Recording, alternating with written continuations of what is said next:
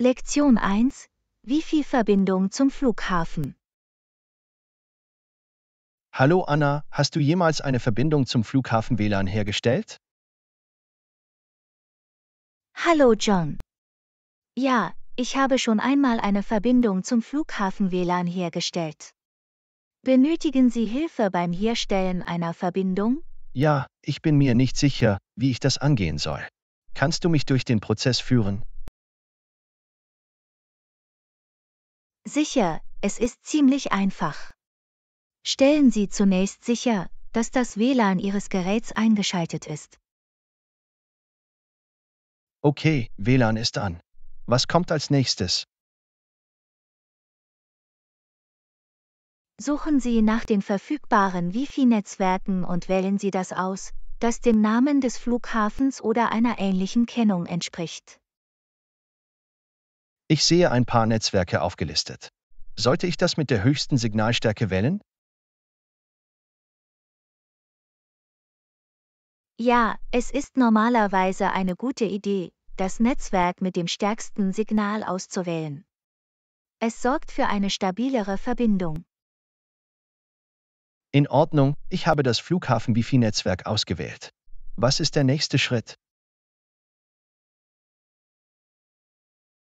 Sobald Sie mit dem Netzwerk verbunden sind, öffnen Sie Ihren Webbrowser. Sie sollten zu einer Anmeldeseite weitergeleitet werden. Ich hab's. Ich sehe jetzt die Anmeldeseite. Was muss ich tun?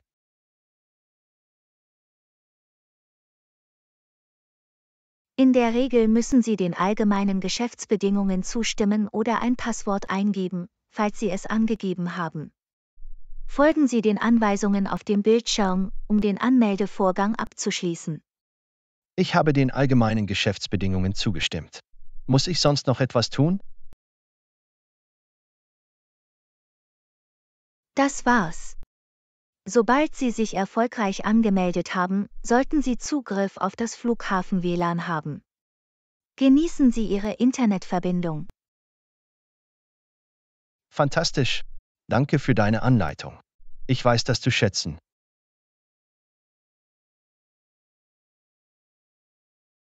Lektion 2: Zeit abschätzen. Hallo Anna, ich habe eine Frage. So viel wie möglich, ich verstehe. Können Sie mir eine grobe Schätzung geben?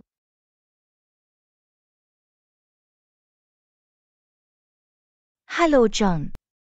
Natürlich werde ich mein Bestes tun, um Ihnen einen Kostenvoranschlag zu geben.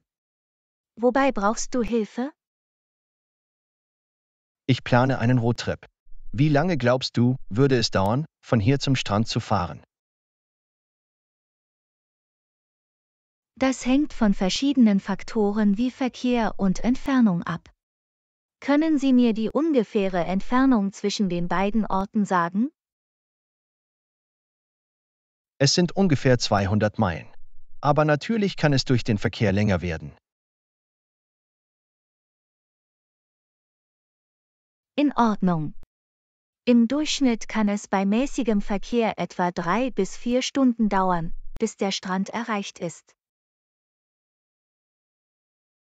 Das ist nicht so schlimm. Gibt es bestimmte Tageszeiten, zu denen der Verkehr normalerweise weniger ist? In der Regel herrscht am frühen Morgen oder am späten Abend weniger Verkehr als in den Hauptverkehrszeiten. Für eine reibungslosere Fahrt könnte es sich lohnen, diese Zeiten in Betracht zu ziehen. Das ist hilfreich zu wissen. Danke. Gibt es noch etwas, das ich beachten sollte? Ja, es ist immer eine gute Idee, sich nach Straßensperrungen oder Bauarbeiten entlang der Route zu erkundigen. Das könnte sich möglicherweise auf die Reisezeit auswirken. Ich werde vorher nach Straßensperrungen suchen. Danke für die Erinnerung.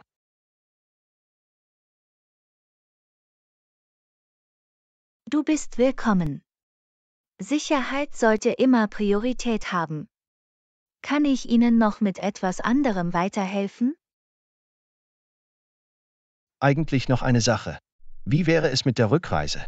Würde es ähnlich viel Zeit in Anspruch nehmen?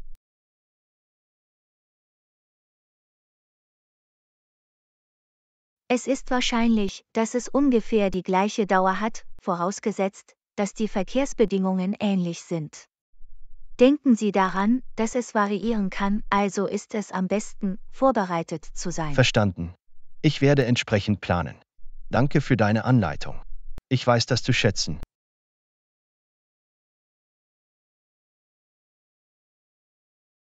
Lektion 3: Dienste empfehlen. Hallo Anna, ich persönlich habe gute Erfahrungen mit einigen Beliebten gemacht. Hallo John. Das ist toll zu hören.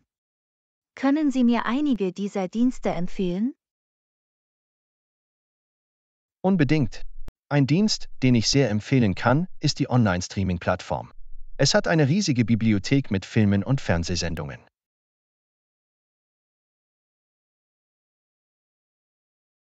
Das klingt interessant. In meiner Freizeit schaue ich gerne Filme und Serien. Welche anderen Dienste würden Sie vorschlagen?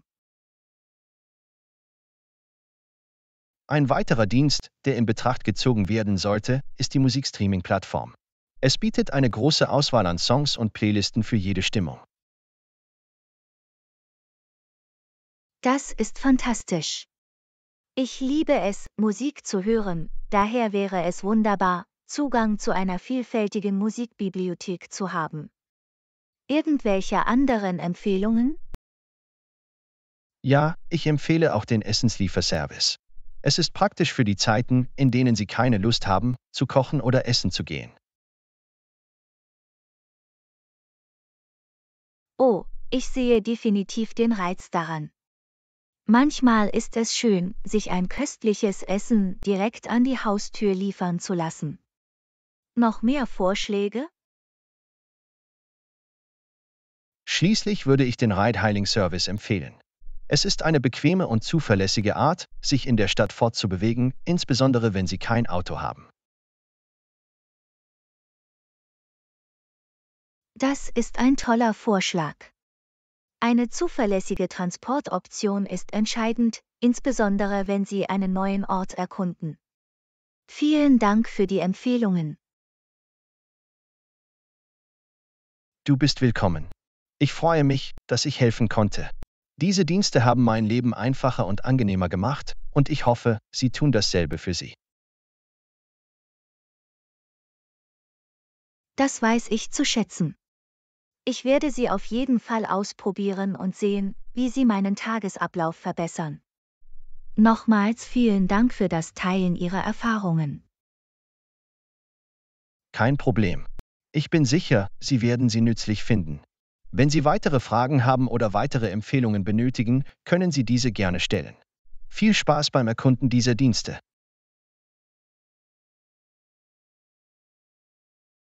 Lektion 4: Zum Flughafen reisen.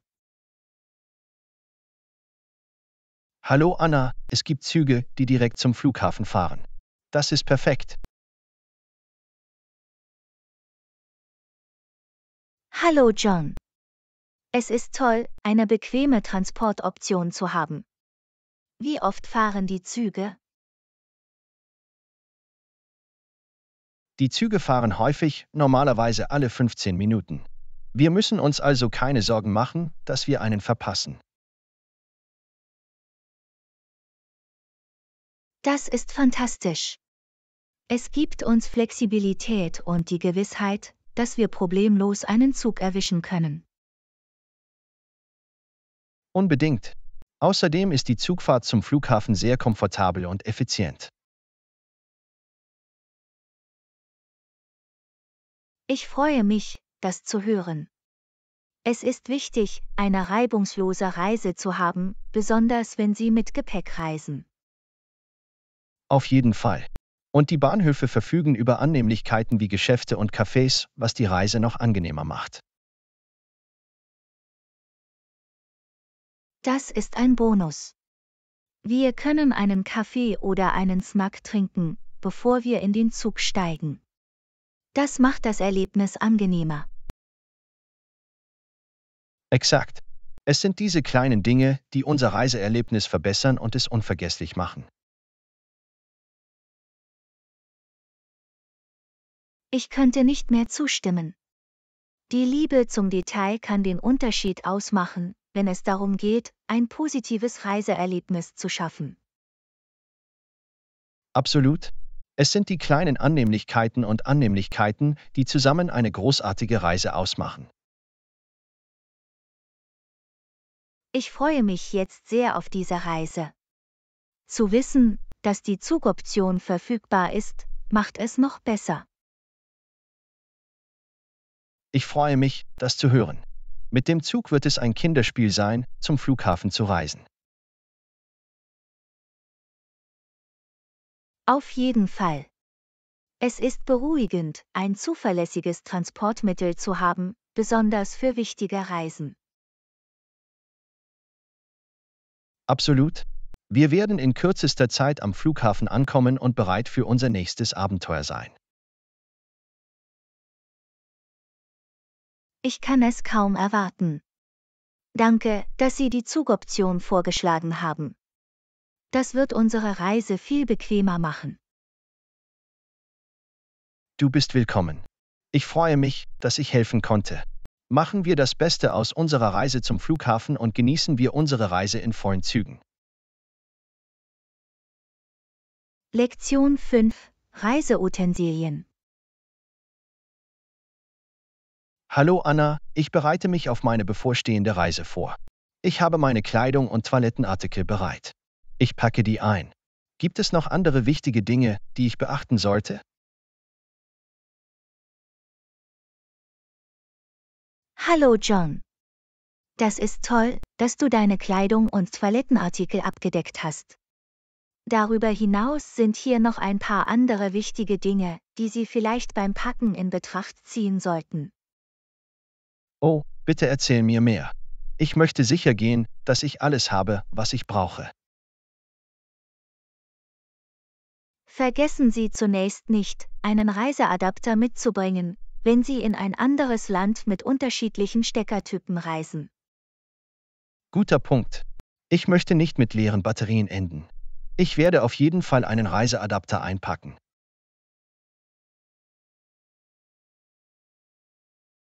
Ein weiteres Muss ist ein Universalladegerät oder eine Powerbank, um Ihre Geräte unterwegs mit Strom zu versorgen. Das ist ein kluger Vorschlag. Ich werde sicherstellen, dass ich eine Powerbank einpacke, damit mir auf meinen Reisen nicht die Batterie ausgeht. Es ist auch eine gute Idee, eine Fotokopie Ihres Reisepasses und anderer wichtiger Dokumente dabei zu haben, für den Fall, dass die Originale verloren gehen oder gestohlen werden. Daran hatte ich nicht gedacht. Ich mache Fotokopien und bewahre sie getrennt von den Originaldokumenten auf.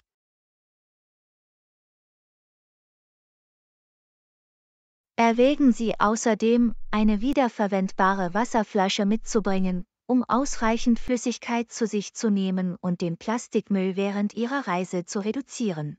Das ist ein toller Vorschlag. Ich werde sicherstellen, dass ich meine wiederverwendbare Wasserflasche mitbringe. Es ist wichtig, auf Reisen ausreichend Flüssigkeit zu sich zu nehmen. Vergessen Sie abschließend nicht alle notwendigen Medikamente oder Rezepte, die Sie während Ihrer Reise benötigen könnten. Unbedingt. Ich werde alle meine Medikamente noch einmal überprüfen und verpacken, um sicherzustellen, dass ich sie bei mir habe. Das deckt das Wesentliche ab. Gibt es noch etwas, das du fragen oder besprechen möchtest? Nein, das ist perfekt. Vielen Dank für deine Hilfe. Ich weiß das zu schätzen.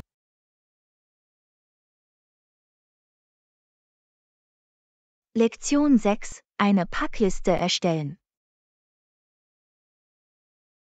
Hallo Anna, ich habe über unsere bevorstehende Reise nachgedacht. Tolle Idee, um im Voraus zu diskutieren und zu planen. Wir sollten auch eine Packliste erstellen und alles zusammenstellen, was wir brauchen. Hallo John. Absolut, eine Packliste zu haben ist unerlässlich, um organisiert zu bleiben und sicherzustellen, dass wir nichts Wichtiges vergessen. Lass uns anfangen. Zunächst sollten wir das Wetter und die Aktivitäten an unserem Reiseziel berücksichtigen. Auf diese Weise können wir geeignete Kleidung und Schuhe einpacken. Das ist ein gutes Argument. Wir wollen nicht unvorbereitet erwischt werden. Ich recherchiere die Wettervorhersage und notiere mir die passenden Kleidungsstücke. Während Sie das tun, erstelle ich eine Liste mit allgemeinen Dingen wie Toilettenartikeln, Reisedokumenten und allen notwendigen elektronischen Geräten. Hervorragend. Lassen Sie uns auch alle spezifischen Artikel angeben, die wir für die geplanten Aktivitäten benötigen, wie zum Beispiel Wanderausrüstung oder Badebekleidung. Apropos Aktivitäten, wir sollten prüfen, ob es an unserem Reiseziel Einschränkungen oder besondere Anforderungen gibt, wie zum Beispiel Visabestimmungen. Absolut. Sicherheit und Einhaltung der Vorschriften sind von entscheidender Bedeutung. Ich werde die notwendigen Reisedokumente und Gesundheitsrichtlinien für unser Reiseziel recherchieren. Es ist auch eine gute Idee, einige Snacks und Unterhaltungsmöglichkeiten für die Reise einzupacken, insbesondere wenn es sich um eine lange Reise handelt. Gute Überlegung. Ich füge der Liste Snacks, Bücher und vielleicht ein paar Spiele hinzu. Das wird die Reise angenehmer machen. Ein weiterer wichtiger Aspekt ist das Verpacken aller notwendigen Medikamente oder Erste-Hilfe-Artikel. Wir sollten auf unvorhergesehene Umstände vorbereitet sein. Auf jeden Fall. Ich werde sicherstellen, dass ein kleines Erste-Hilfe-Set und alle verschreibungspflichtigen Medikamente, die wir während der Reise benötigen, dabei sind. Lassen Sie uns abschließend die Liste noch einmal überprüfen, um sicherzustellen, dass wir nichts verpasst haben. Es ist besser, gründlich und vorbereitet zu sein. Einverstanden. Wir gehen die Liste gemeinsam durch und stellen sicher, dass wir alles haben, was wir für eine reibungslose und angenehme Reise benötigen. Ich danke dir. Vielen Dank für Ihre Hilfe bei der Erstellung dieser Packliste. Das wird unsere Reise viel organisierter machen.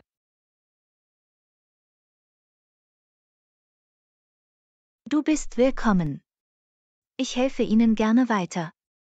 Lassen Sie uns nun damit beginnen, alle Artikel auf unserer Liste zu sammeln. Absolut.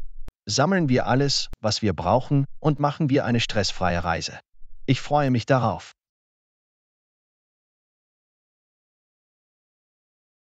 Ich auch. Es wird ein fantastisches Abenteuer. Stellen wir sicher, dass wir auf jeden Aspekt vorbereitet sind.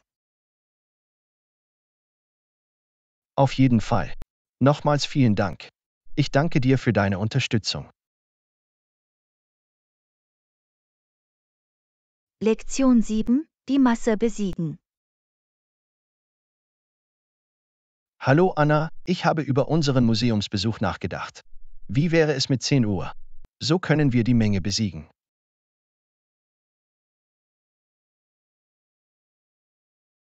Hallo John. Das klingt nach einem großartigen Plan. Ein Besuch früher am Tag ist eine clevere Methode, um lange Warteschlangen und Überfüllung zu vermeiden. Außerdem haben wir mehr Zeit, um die Ausstellungen zu erkunden und zu genießen, ohne uns in Eile zu fühlen. Unbedingt. Es ist immer schön, ein entspanntes und gemächliches Erlebnis zu haben, besonders wenn man Kunst und historische Artefakte bewundert. Ich stimme zu. Wir werden uns also bemühen, gegen 10 Uhr im Museum anzukommen, um unsere Zeit zu maximieren und die geschäftigsten Stunden zu vermeiden. Das funktioniert für mich. Wir können unseren Morgen entsprechend planen, vielleicht ein leichtes Frühstück einnehmen, bevor wir ins Museum gehen. Gute Idee. Wir können nach einem nahegelegenen Café oder einer Bäckerei suchen, um einen schnellen Happen und eine Tasse Kaffee zu essen, um den Tag zu beginnen. Klingt perfekt. Das gibt uns die Energie, die wir brauchen, um voll und ganz in die Ausstellungen des Museums einzutauchen. Und wenn wir mit der Erkundung fertig sind, ist es Mittag und wir können einen schönen Ort in der Nähe finden, um eine Mahlzeit zu genießen. Das ist ein toller Plan. Wir können nach einem Restaurant suchen, das lokale Küche anbietet, um unser kulturelles Erlebnis zu vervollständigen. Absolut. Das Probieren der lokalen Küche ist immer ein Höhepunkt jeder Reise. Wir können Sie um Empfehlungen bitten oder vorher einige Nachforschungen anstellen. Exzellenter Vorschlag. Auf diese Weise haben wir eine Vorstellung von den besten Restaurants und verschwenden keine Zeit damit, vor Ort zu suchen. Exakt. Es geht darum, unsere Zeit zu optimieren und das Beste aus unserem Besuch im Museum und der Umgebung herauszuholen. Ich könnte nicht mehr zustimmen. Vorausschauend zu planen und unser Timing strategisch einzuhalten, wird ein unvergesslicher und unterhaltsamer Tag gewährleistet. Ich bin froh, dass wir auf derselben Seite sind. Es wird eine fantastische Erfahrung und ich freue mich darauf. Ich auch. Ich kann es kaum erwarten, das Museum zu erkunden und die lokale Küche zu genießen. Es wird ein unvergesslicher Tag. Auf jeden Fall. Vielen Dank, dass Sie den Zeitplan koordiniert und einen so durchdachten Plan vorgeschlagen haben. Du bist willkommen. Es ist mir eine Freude, zu unserem Abenteuer beizutragen. Machen wir das Beste aus unserer Zeit und schaffen wir wundervolle Erinnerungen. Absolut. Lass uns die Menge hinter uns lassen und einen tollen Tag im Museum verbringen. Lektion 8: Das richtige Bett wählen. Hallo Anna, ich habe darüber nachgedacht, mir ein neues Bett zuzulegen. Was ist mit einem Bett? Gibt es bestimmte Arten von Betten, nach denen ich suchen sollte? Hallo John. Wenn es um Betten geht, gibt es mehrere Optionen, die in Betracht gezogen werden müssen. Das hängt von Ihren Vorlieben und spezifischen Bedürfnissen ab. Ich verstehe. Was sind einige der verschiedenen Arten von Betten, auf die ich achten sollte? Nun, es gibt traditionelle Betten mit Rahmen und Matratze, Plattformbetten, verstellbare Betten und sogar Etagenbetten für Gemeinschaftsräume. Interessant. Was sind die Vorteile der einzelnen Bettarten? Traditionelle Betten sind vielseitig und in verschiedenen Ausführungen erhältlich. Plattformbetten bieten ein modernes und minimalistisches Aussehen. Verstellbare Betten bieten anpassbaren Komfort und Etagenbetten eignen sich hervorragend, um den Platz zu Das ist hilfreich maximieren. zu wissen. Ich suche etwas Bequemes und Haltbares. Was sollte ich bei den Matratzenoptionen beachten?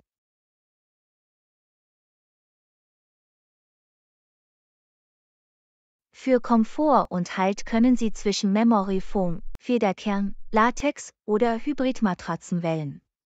Jede hat ihre einzigartigen Eigenschaften und Vorteile. Das werde ich im Hinterkopf behalten. Was ist mit den Bettgrößen? Gibt es Standardgrößen, die ich berücksichtigen sollte? Ja, die gängigsten Bettgrößen sind Einzelbetten, Doppelbetten, Queen-Size-Betten und King-Size-Betten. Die Größe, die Sie wählen, hängt von Ihrem Platz und Ihren persönlichen Vorlieben ab. In Ordnung. Ich messe mein Zimmer aus, um zu sehen, welche Größe am besten passt. Sollte ich sonst noch etwas beachten? Auf jeden Fall. Berücksichtigen Sie Faktoren wie die Höhe des Bettes, die einfache Montage und die Aufbewahrungsmöglichkeiten, wenn Sie zusätzlichen Platz für Bettwäsche oder andere Gegenstände benötigen. Guter Punkt. Ich werde auf jeden Fall die Höhe überprüfen und auch nach Betten mit eingebautem Stauraum suchen. Das wäre praktisch. Klingt nach einem Plan. Und vergessen Sie nicht, Bewertungen zu lesen und Preise zu vergleichen, um das beste Preis-Leistungs-Verhältnis für Ihr Budget zu finden. Absolut. Ich werde einige Nachforschungen anstellen und verschiedene Optionen prüfen, bevor ich eine Entscheidung treffe. Das ist klug.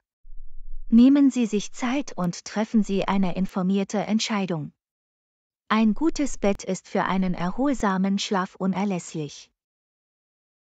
Ich danke dir. Ihr Rat war sehr hilfreich.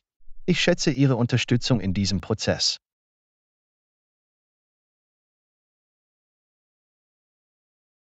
Du bist willkommen.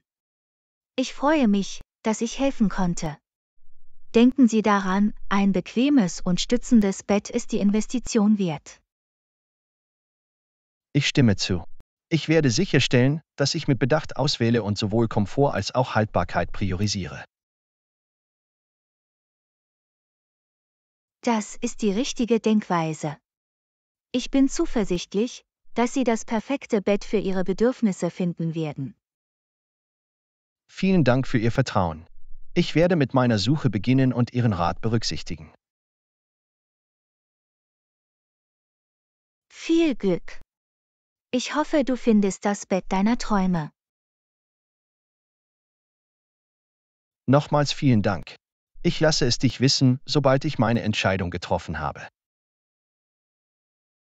Lektion 9: Erkunden Sie die lokale Küche.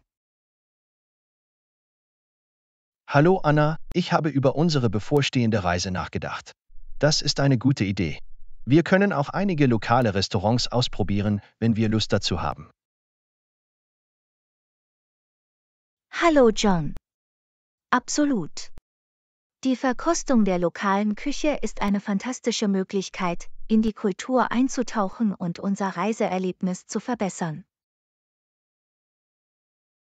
Ich stimme zu. Es ist immer aufregend, neue Aromen und Gerichte zu probieren, die für die Region, die wir besuchen, einzigartig sind. Auf jeden Fall. Wir können Einheimische fragen oder einige Nachforschungen anstellen, um beliebte Restaurants zu finden, die authentische lokale Spezialitäten anbieten. Das klingt großartig. Ich bin offen dafür, verschiedene Arten von Küche auszuprobieren. Gibt es bestimmte lokale Gerichte, die du empfiehlst? Nun, das hängt vom Reiseziel ab, aber einige beliebte Optionen könnten Fischgerichte, regionale Köstlichkeiten oder traditionelles Streetfood sein. Ich werde hungrig, wenn ich nur daran denke. Ich bin besonders neugierig auf das Streetfood. Auf welche Beispiele könnten wir stoßen?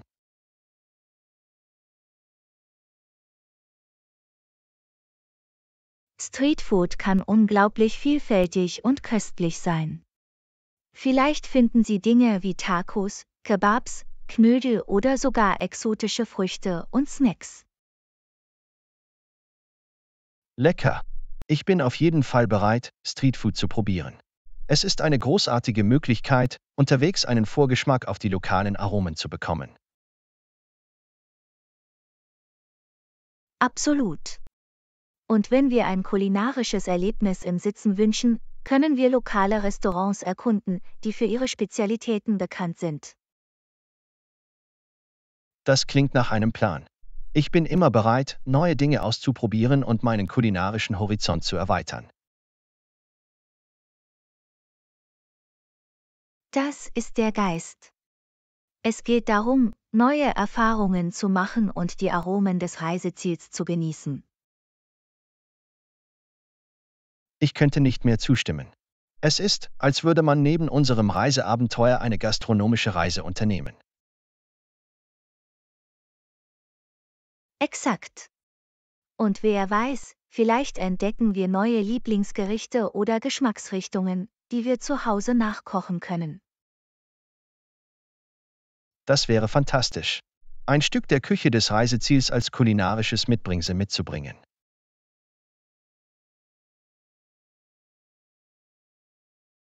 In der Tat.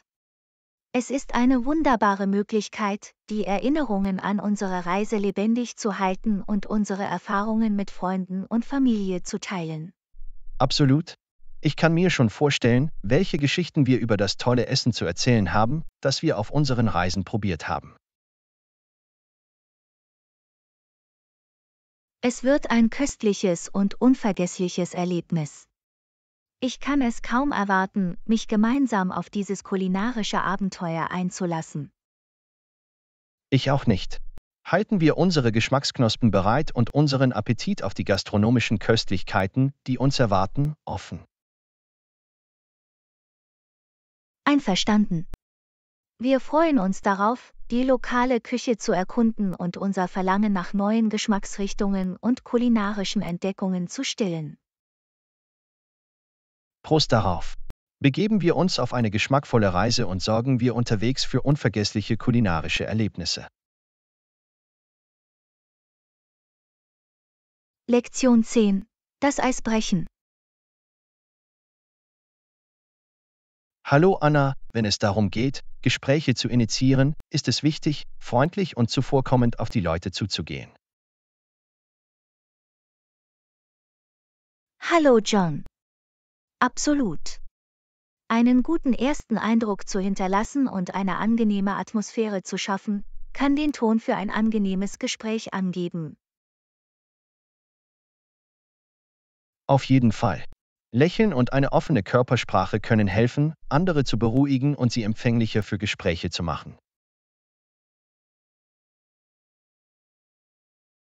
Das ist richtig. Es ist wichtig, echtes Interesse an der anderen Person zu zeigen und ihr das Gefühl zu geben, geschätzt und gehört zu werden. Aktives Zuhören ist entscheidend. Es zeigt, dass wir uns engagieren und daran interessiert sind, was die andere Person zu sagen hat. Absolut. Das Stellen offener Fragen kann die Person auch dazu ermutigen, mehr über sich selbst und ihre Gedanken zu erzählen. Das ist ein toller Tipp. Offene Fragen ermöglichen mehr als nur eine einfache Ja- oder Nein-Antwort und schaffen so Raum für tiefere Gespräche. Exakt. Es ist wichtig, das Gespräch nicht zu dominieren und der anderen Person Raum zu geben, sich auszudrücken.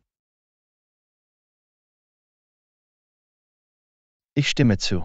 Das Gleichgewicht zwischen Sprechen und Zuhören ist der Schlüssel zu einem sinnvollen und unterhaltsamen Austausch. Ein weiterer wichtiger Aspekt ist es, kulturelle Unterschiede zu berücksichtigen und persönliche Grenzen zu respektieren, wenn Gespräche initiiert werden.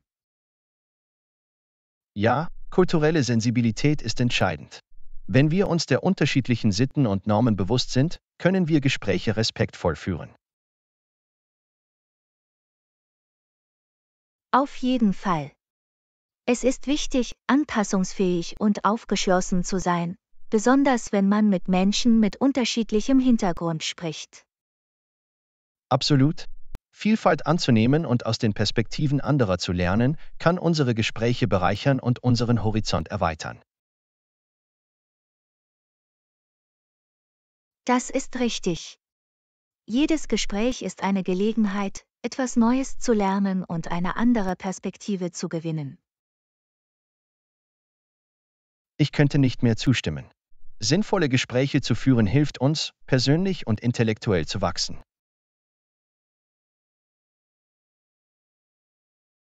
Erwähnenswert ist auch die Macht eines echten Kompliments oder eines freundlichen Wortes, um ein Gespräch positiv zu beginnen. Das ist ein wunderbarer Punkt. Ein Kompliment kann sofort dafür sorgen, dass sich jemand gut fühlt und eine freundliche Atmosphäre schafft. Und schließlich ist es wichtig, geduldig und verständnisvoll zu sein. Nicht jedes Gespräch wird perfekt verlaufen, aber jeder Versuch ist eine Lernmöglichkeit. Absolut. Mit etwas Übung können wir selbstbewusster und geschickter werden, wenn es darum geht, Gespräche zu initiieren und Verbindungen aufzubauen. Das ist der Geist. Verlassen wir also unsere Komfortzonen und führen wir bedeutungsvolle Gespräche mit den Menschen um uns herum. Ich bin bereit für die Herausforderung. Lassen Sie uns Gespräche mit Offenheit, Neugier und dem aufrichtigen Wunsch, Kontakte zu knüpfen, angehen. Lektion 11: Die Stadt erkunden.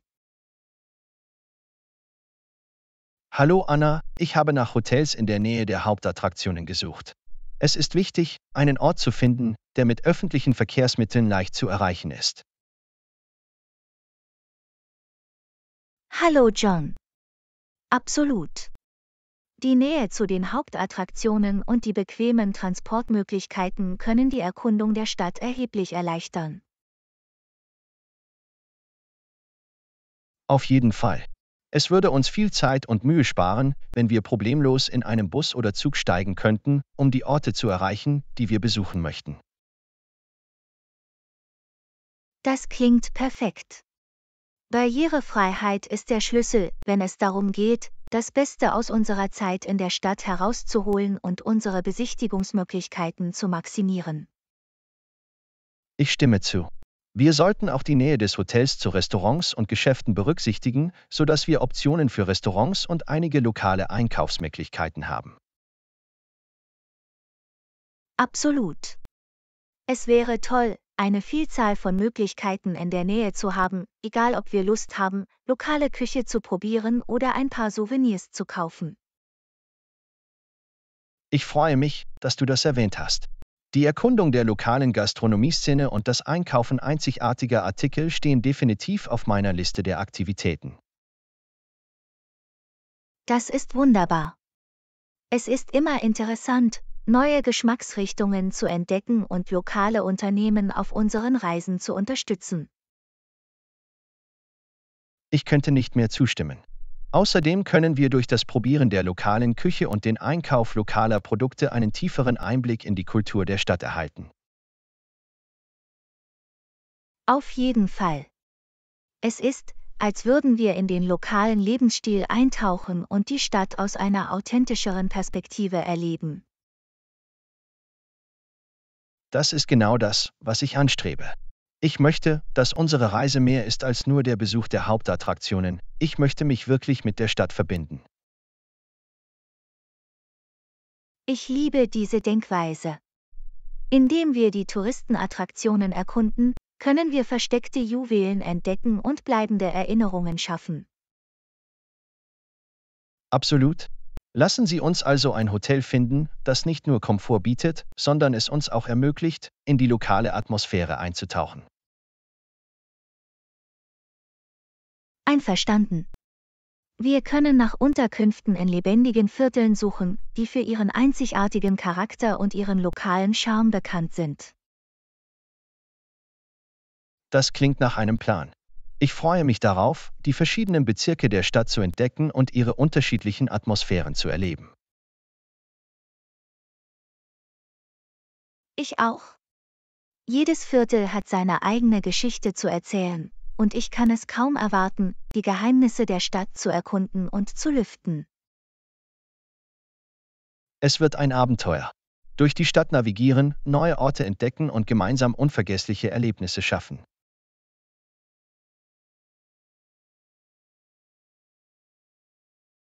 Absolut. Machen wir das Beste aus unserer Reise, indem wir ein Hotel finden, das nicht nur unseren praktischen Bedürfnissen entspricht, sondern auch unser Gesamterlebnis verbessert. Ich hätte es nicht besser sagen können. Es geht darum, das perfekte Hotel zu finden und sich auf eine und Entdeckungsreise zu begeben. Lektion 12: Mit Kleidung zum Erfolg. Hallo Anna, ich suche eine vielseitige Krawatte, die zu jedem Anzug passt. Das klingt gut, aber ich möchte auch etwas, das auffällt. Hallo John. Es ist wichtig, ein Gleichgewicht zwischen einer Krawatte zu finden, die zu Ihrem Anzug passt und Ihrem Gesamtlook einen Hauch von Einzigartigkeit verleiht. Auf jeden Fall. Ich möchte eine Erklärung abgeben, ohne es zu übertreiben. Etwas, das meinen persönlichen Stil zeigt und gleichzeitig Professionalität beibehält. Das ist ein großartiger Ansatz. Eine Krawatte mit einem subtilen Muster oder einem Farbtupfer kann Persönlichkeit verleihen, ohne zu ablenkend zu wirken. Mir gefällt die Idee eines subtilen Musters. Es kann visuelles Interesse wecken und mein Outfit optisch ansprechender machen. Absolut. Muster wie Streifen oder kleine Punkte sind klassische Optionen, die das Gesamtbild verbessern können, ohne es zu überfordern. Das klingt nach einer guten Option. Ich möchte eine Krawatte, die leicht von formellen Geschäftstreffen zu ungezwungeneren Veranstaltungen übergehen kann. Ich verstehe. Wenn Sie sich für eine Krawatte in einer vielseitigen Farbe wie Marineblau, Burgunderrot oder Dunkelgrau entscheiden, können Sie sicherstellen, dass sie gut zu verschiedenen Anzugfarben passt. Das macht Sinn. Eine Krawatte in einem neutralen oder dunkleren Farbton kann vielseitiger sein und zu einer Vielzahl von Anzugfarben passen. Exakt. Es lohnt sich auch, den Stoff der Krawatte in Betracht zu ziehen. Eine hochwertige Seide oder ein strukturiertes Material können einen Hauch von Raffinesse verleihen. Ich stimme zu. Der Stoff kann das allgemeine Aussehen und die Haptik der Krawatte beeinflussen. Es lohnt sich, in ein qualitativ hochwertiges Stück zu investieren. Absolut. Eine gut verarbeitete Krawatte sieht nicht nur besser aus, sondern hält auch länger und ist somit eine lohnende Ergänzung Ihrer Garderobe. Das werde ich im Hinterkopf behalten. Ich möchte eine Krawatte, die nicht nur gut aussieht, sondern auch regelmäßigen Abnutzungen standhält. Das ist eine kluge Wahl. Die Investition in eine langlebige Krawatte stellt sicher, dass sie auch in den kommenden Jahren ein fester Bestandteil Ihrer Sammlung bleibt. Ich freue mich, dass du das erwähnt hast. Ich möchte eine Krawatte, die sowohl stilvoll als auch praktisch ist, sodass ich sie getrost zu verschiedenen Anlässen tragen kann. Es geht darum, das richtige Gleichgewicht zu finden. Eine Krawatte, die Ihren persönlichen Stil widerspiegelt und sich nahtlos in verschiedene Umgebungen einfügt. Absolut. Die richtige Krawatte kann einen starken Eindruck hinterlassen und das Selbstvertrauen stärken, was sowohl im beruflichen als auch im sozialen Umfeld wichtig ist. Du hast absolut recht. Sich gut anzuziehen und auf die Details zu achten, wie die Wahl einer Krawatte, kann einen erheblichen Einfluss haben. Ich könnte nicht mehr zustimmen. Also, hier geht es darum, die perfekte Krawatte zu finden, die diesen zusätzlichen Hauch von Stil verleiht und uns auf Erfolgskurs bringt. Lektion 13. Den Tag richtig beginnen. Hallo Anna, ich habe eine Morgenroutine, bei der ich dusche, mich anziehe und gesund frühstücke. Es gibt einen positiven Ton für den Tag an. Hallo John. Das klingt nach einer großartigen Art, den Tag zu beginnen. Eine konsequente Morgenroutine kann uns helfen, uns erfrischt und voller Energie zu fühlen. Absolut. Duschen hilft mir, aufzuwachen und mich bereit zu fühlen, alle Herausforderungen anzugehen, die mir in den Weg kommen.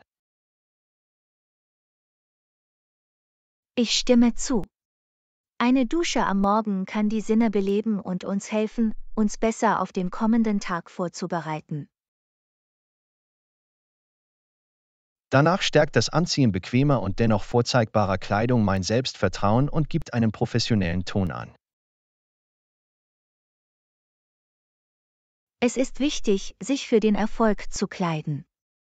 Das Tragen von Kleidung, in der wir uns gut fühlen, kann sich positiv auf unsere Denkweise und Produktivität auswirken. Auf jeden Fall. Es ist erstaunlich, wie ein gut ausgewähltes Outfit unsere Stimmung und Denkweise den ganzen Tag über beeinflussen kann.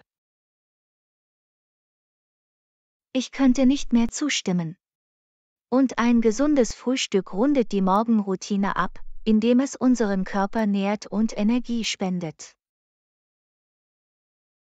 Absolut. Ein nahrhaftes Frühstück treibt unser Gehirn und unseren Körper an und steigert unseren Fokus und unsere Produktivität den ganzen Morgen über. Es ist wichtig, Lebensmittel zu wählen, die ein ausgewogenes Verhältnis von Nährstoffen bieten, wie Vollkornprodukte, Obst und proteinreiche Optionen. Ich stimme voll und ganz zu. Den Tag mit einer ausgewogenen Mahlzeit zu beginnen, schafft die Voraussetzungen für gesunde Entscheidungen und bessere Essgewohnheiten. Und es kann auch Energieabstürze am Vormittag verhindern und dafür sorgen, dass wir uns bis zur nächsten Mahlzeit satt fühlen. Das ist ein gutes Argument. Ein nahrhaftes Frühstück kann uns helfen, konzentriert zu bleiben und ungesunde Snacks später am Tag zu vermeiden. Exakt. Es geht darum, uns vom ersten Moment an zu ernähren und unserem Wohlbefinden Priorität einzuräumen. Ich hätte es nicht besser sagen können. Es geht darum, uns auf den Erfolg vorzubereiten, sowohl physisch als auch mental. Absolut. Unsere Morgenroutine spielt eine wichtige Rolle dabei, wie wir den Tag angehen und mit seinen Anforderungen umgehen. Es ist erstaunlich, wie ein paar einfache Schritte einen großen Unterschied in unserem allgemeinen Wohlbefinden und unserer täglichen Leistungsfähigkeit bewirken können. Lektion 14: Kulinarische Köstlichkeiten. Hallo Anna, lass uns nach Hause gehen und ein leckeres Essen zubereiten. Ich habe absolut Lust, mit frischen Zutaten zu kochen. Hallo John. Das klingt nach einem fantastischen Plan. Das Kochen mit frischen Zutaten kann den Geschmack verbessern und das Essen angenehmer machen. Auf jeden Fall. Es ist etwas Befriedigendes, ein Gericht von Grund auf neu zuzubereiten und Zutaten direkt aus dem Garten oder vom Markt zu verwenden. Ich könnte nicht mehr zustimmen. Es ist eine wunderbare Möglichkeit, die natürlichen Aromen und Nährstoffe zu genießen, die frische Zutaten bieten. Absolut. Außerdem können wir durch das Kochen zu Hause die Qualität der Zutaten kontrollieren und gesündere Entscheidungen treffen. Das ist ein gutes Argument. Wir können Bioprodukte, magere Proteine und Vollkornprodukte wählen, um unsere Mahlzeit gesund zu machen. Exakt. Und das Experimentieren mit verschiedenen Kräutern und Gewürzen kann dem Gericht Tiefe und Komplexität verleihen. Ich liebe es, wie Kräuter und Gewürze ein einfaches Rezept in ein kulinarisches Meisterwerk verwandeln können. Sie bringen die besten Aromen zum Vorschein. Es ist faszinierend, wie eine Prise davon und ein Schuss davon eine Symphonie von Geschmäckern und Aromen erzeugen können. Absolut. Und vergessen wir nicht die Freude, ein köstliches hausgemachtes Essen mit Familie und Freunden zu teilen. Das ist einer der besten Teile. Essen bringt Menschen zusammen und schafft bleibende Erinnerungen.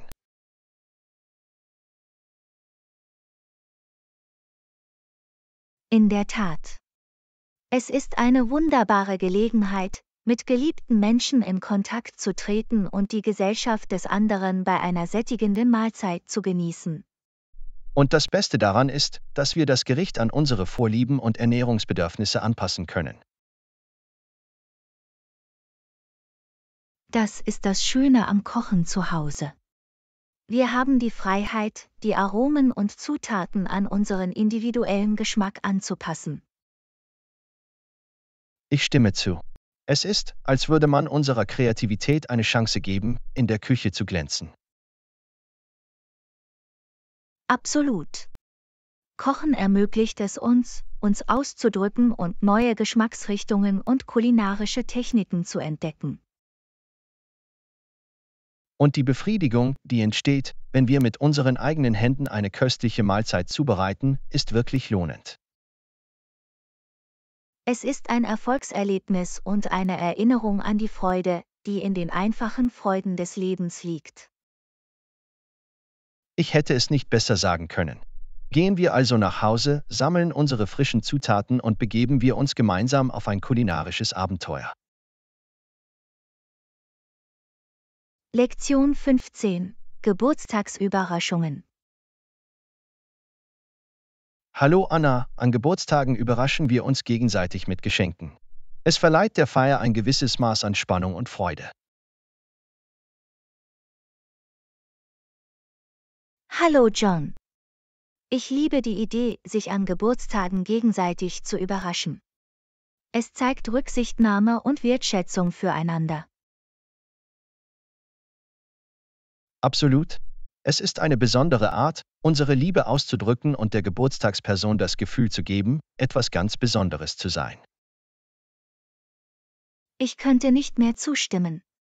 Ein gut durchdachtes Geschenk kann Ihnen ein Lächeln ins Gesicht zaubern und bleibende Erinnerungen schaffen. Es geht nicht nur um das Geschenk selbst, sondern auch um das Gefühl, das dahinter steckt. Es ist der Gedanke, der zählt, wie man so schön sagt.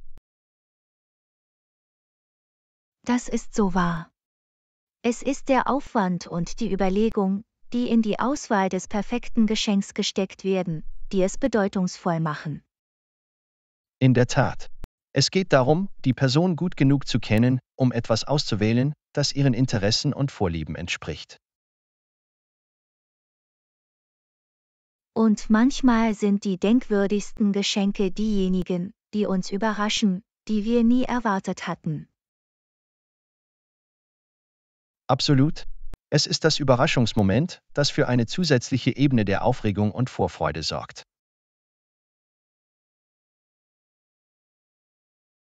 Geburtstage sind eine Zeit zum Feiern, und Überraschungen machen den Anlass noch besonderer und unvergesslicher. Ich könnte nicht mehr zustimmen. Es geht darum, Momente zu schaffen, die voller Glück und Freude sind. Und das Schöne an Überraschungen ist, dass sie groß oder klein sein können, solange sie von Herzen kommen. Das ist die Essenz davon. Es sind der Gedanke und die Mühe, die die Überraschung wirklich bedeutsam machen. Und die Freude, die wir empfinden, wenn wir das Glück und die Überraschung im Gesicht der anderen Person sehen, ist von unschätzbarem Wert. Es ist ein wunderbarer Austausch von Gefühlen, bei dem der Schenkende und der Beschenkte sowohl Freude als auch Dankbarkeit erfahren. Geburtstage sind eine perfekte Gelegenheit, um unseren Lieben durch durchdachte Überraschungen zu zeigen, wie viel sie uns bedeuten. Absolut. Es ist eine Chance, ihnen das Gefühl zu geben, geliebt und geschätzt zu werden, und das ist an sich schon ein Geschenk. Lektion 16. Aufregende Abenteuer. Hallo Anna, die Dinge, die wir brauchen, klingen gut, und wenn wir fertig sind, können wir uns auf ein aufregendes Abenteuer begeben. Hallo John.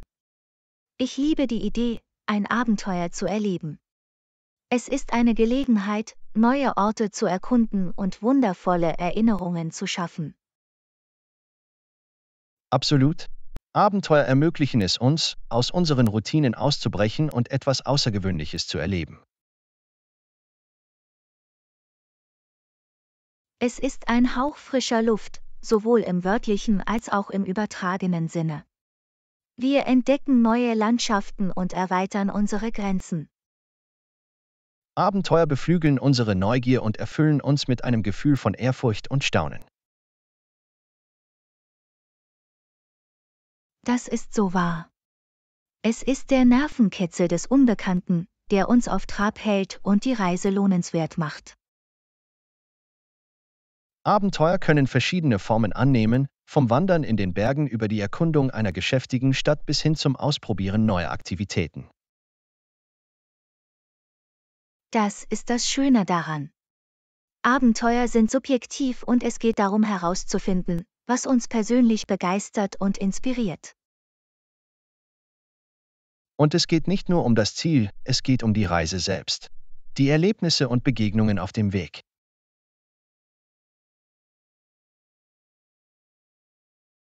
Absolut. Wir lernen neue Leute kennen, lernen verschiedene Kulturen kennen und erweitern unsere Perspektiven.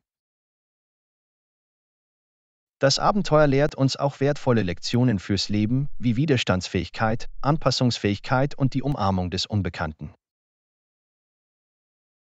Es bringt uns aus unseren Komfortzonen heraus und hilft uns, als Individuen zu wachsen. Es ist eine transformative Erfahrung. Und die Erinnerungen, die wir während unserer Abenteuer schaffen, bleiben für immer bei uns. Sie werden zu Geschichten, die wir schätzen und teilen. Das ist der Zauber daran. Abenteuer verleihen unserem Leben eine Ebene von Aufregung und Reichtum. Ich könnte nicht mehr zustimmen. Also, lasst uns unsere Gegenstände sammeln, uns auf dieses Abenteuer begeben und gemeinsam unvergessliche Momente erleben. Lektion 17: Epischer Filmabend. Hallo Anna, heute Abend einen Film zu schauen, soll toll sein. Das klingt nach einer großartigen Idee. Ich liebe die Aufregung eines Filmabends. Hallo John. Ich stimme zu. Filmabende sind immer eine fantastische Möglichkeit, sich zu entspannen und hochwertige Unterhaltung zu genießen. Absolut. Es ist eine Gelegenheit, in fesselnde Geschichten einzutauchen und sich in der Magie des Kinos zu verlieren. Ich könnte nicht mehr zustimmen. Filme haben die Möglichkeit, uns in verschiedene Welten zu entführen und eine Reihe von Emotionen hervorzurufen. Es ist wie eine vorübergehende Flucht aus der Realität, in der wir lachen, weinen oder uns von den Wendungen der Handlung begeistern lassen können. Das ist das Schöne daran. Filme haben die Kraft, uns auf einer tiefen emotionalen Ebene zu verbinden und eine nachhaltige Wirkung zu hinterlassen. Und das Beste daran ist, dass es für jede Stimmung und jedes Genre einen Film gibt.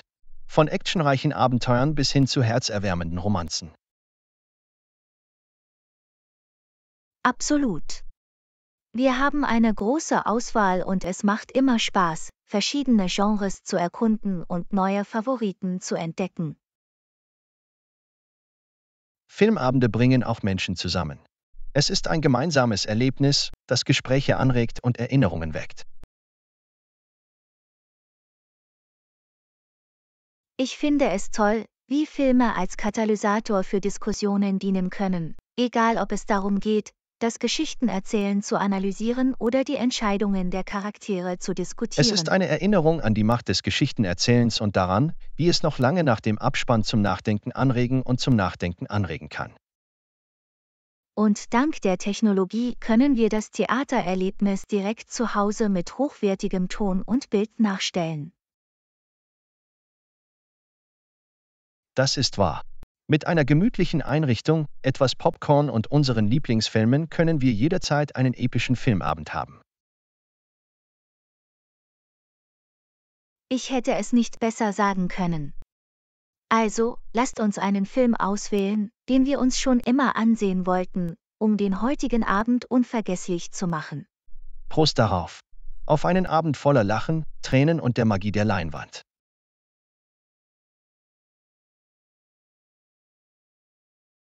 Lektion 18: Reisetipps. Hallo Anna, wenn es um Flüge geht, wird generell empfohlen, mindestens ein paar Monate im Voraus zu buchen, um die besten Angebote zu erhalten. Hallo John. Das ist ein toller Tipp. Eine vorausschauende Planung ermöglicht es uns, bessere Preise zu erzielen und mehr Optionen zu haben. Absolut. Fluggesellschaften bieten oft Sondertarife für Frühbucher an, daher ist es ratsam, diese zu nutzen. Ich könnte nicht mehr zustimmen. Außerdem haben wir durch eine frühzeitige Buchung mehr Zeit, um den Rest unserer Reiseroute zu planen. Das ist wahr. Wir können im Voraus nach Unterkünften, Transport und Aktivitäten suchen und Vorkehrungen treffen.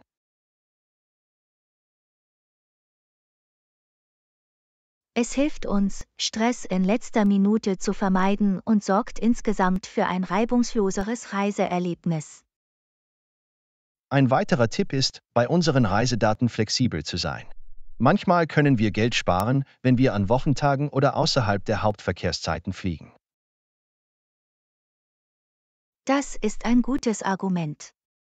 Wenn wir offen für verschiedene Optionen sind, können wir die kostengünstigsten und bequemsten Flüge finden.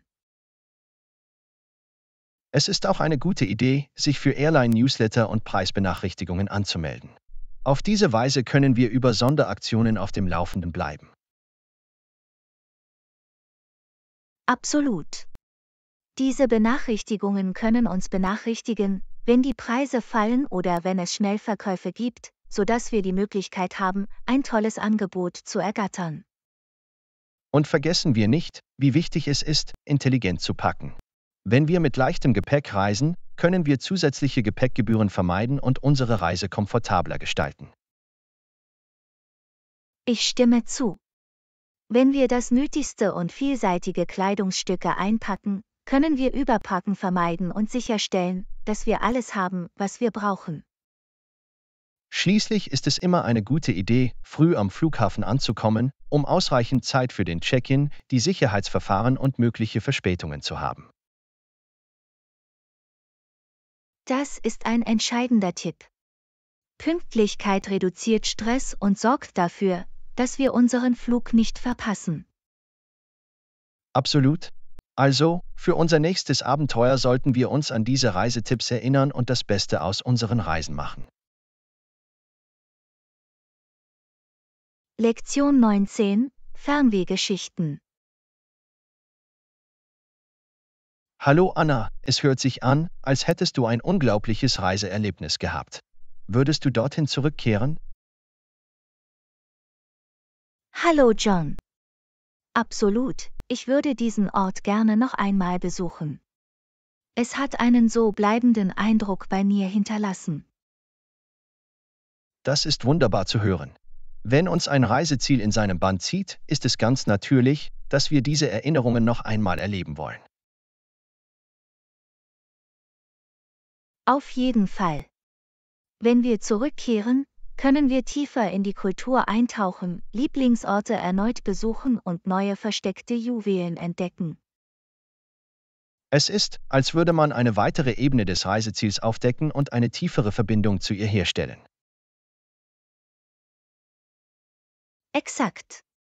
Und wenn wir an einen Ort zurückkehren, den wir lieben, können wir sehen, wie er sich im Laufe der Zeit entwickelt und verändert hat. Das ist wahr. Jeder Besuch kann eine andere Perspektive und ein neues Gefühl der Wertschätzung bieten. Und manchmal ermöglicht uns die Rückkehr ein entspannteres und intensiveres Erlebnis, da wir bereits mit der Umgebung vertraut sind. Absolut. Wir können die touristischen Sehenswürdigkeiten überspringen und uns darauf konzentrieren, Orte abseits der Touristenpfade zu erkunden. Es ist, als würde man ein temporärer Einheimischer werden und den Ort aus einer anderen Perspektive erleben. Auf der anderen Seite macht es auch Spaß, neue Ziele zu erkunden und neue Abenteuer zu erleben. Ich stimme zu. Die Welt ist riesig und es gibt so viele unglaubliche Orte, die darauf warten, entdeckt zu werden. Das ist das Schöne am Reisen. Es gibt immer ein Gefühl der Vorfreude und des Staunens, wenn wir das Unbekannte betreten. Absolut. Ob es nun darum geht, an ein geliebtes Reiseziel zurückzukehren oder Neuland zu betreten, jede Reise hat ihren eigenen Zauber. So wahr. Lassen Sie uns unserem Fernweh nachgehen und weiterhin unvergessliche Reiseerlebnisse schaffen, sowohl alte als auch neue. Lektion 20: Reisearrangements. Hallo Anna, ich habe aufregende Neuigkeiten. Ich komme um 17 Uhr an. Kannst du das Zimmer für mich reservieren?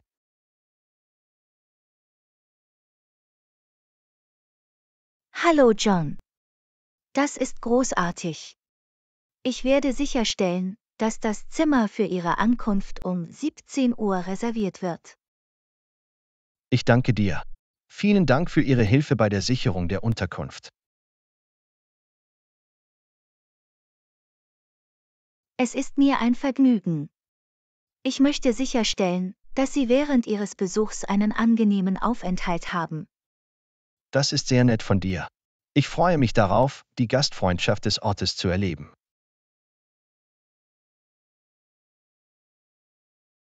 Ich bin sicher, du wirst eine wundervolle Zeit haben.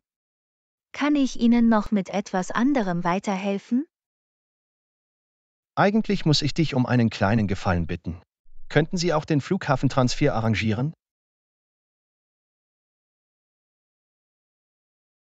Natürlich. Ich kann einen bequemen Flughafentransfer für Sie arrangieren. Teilen Sie mir einfach Ihre Flugdaten mit. Das wäre fantastisch. Ich gebe Ihnen sofort die Fluginformationen. Perfekt. Ich treffe die notwendigen Vorkehrungen und sorge für eine reibungslose Abholung für Sie. Ich danke dir vielmals. Ihre Unterstützung wird sehr geschätzt. Es ist mir ein Vergnügen. Ich bin hier, um Ihre Reise so stressfrei wie möglich zu gestalten. Du machst einen ausgezeichneten Job. Ich bin dankbar für Ihre Hilfe und Liebe zum Detail. Danke für deine freundlichen Worte. Es ist mir immer eine Freude, dir zu helfen.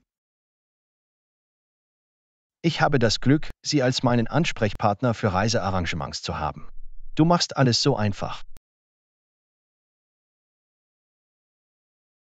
Ich freue mich, dass ich helfen kann.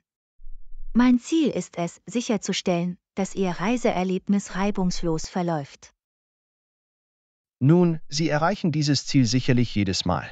Nochmals vielen Dank. Du bist sehr willkommen. Gute Reise, und wir sehen uns bald. Ich danke dir. Ich freue mich darauf, Sie zu sehen und einen fantastischen Aufenthalt zu genießen. Lektion 21: Einen Plan auswählen. Hallo Anna, wir haben Basic, Standard und Premium-Tarife. Welches bevorzugst du? Hallo John. Könnten Sie mir mehr über die Funktionen und Preise der einzelnen Pläne erzählen? Natürlich. Der Basisplan bietet wichtige Funktionen zu einem erschwinglichen Preis. Das klingt nach einer guten Option für mich. Was beinhaltet der Standardplan? Der Standardplan bietet zusätzliche Funktionen und mehr Flexibilität im Vergleich zum Basisplan. Das ist interessant. Und was ist mit dem Premiumplan? Was macht es anders? Der Premiumplan bietet Zugriff auf exklusive Funktionen und verbesserten Kundensupport. Ich verstehe. Wie viel kostet jeder Plan? Können Sie mir eine Vorstellung von den Preisen geben? Ganz gewiss. Der Basisplan ist der günstigste, gefolgt vom Standardplan, und der Premium-Tarif ist der teuerste.